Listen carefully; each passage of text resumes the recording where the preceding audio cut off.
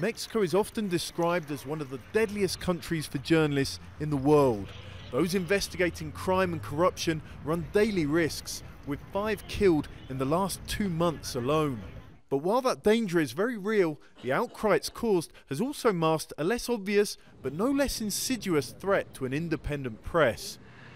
Government authorities paying out vast sums to media, officially for advertising space, in reality, according to free speech groups and journalists themselves, as bribes to control editorial lines.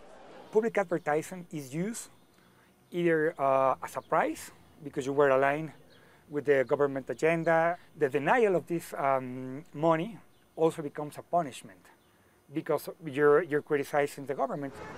Just last year, Mexican authorities paid out over $700 million to media groups.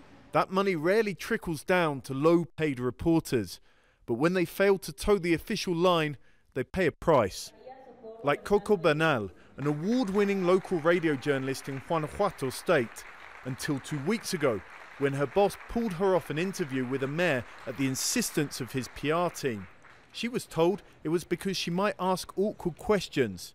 She took this photo to protest and got sacked. She says it's not just her who has been silenced.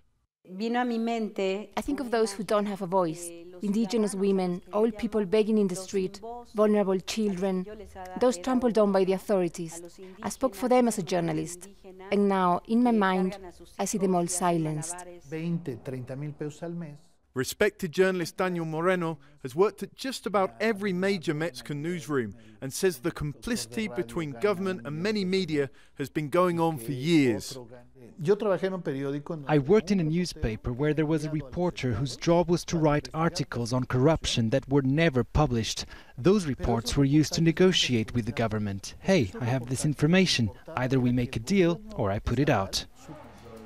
He founded website Animal Politico to try and change things. Animal Politico is part of a new breed of media in Mexico. It's purely online and is paid for by crowdfunding and search engine advertisements without having to rely over much on government publicity. And free speech groups say that if there's going to be an independent press in Mexico, then this model is the way forward. But the new websites are at the moment small outliers, and neither many of Mexico's traditional media nor the government have shown willingness to let go of a mutually beneficial arrangement. Holman, Jazeera, Mexico City.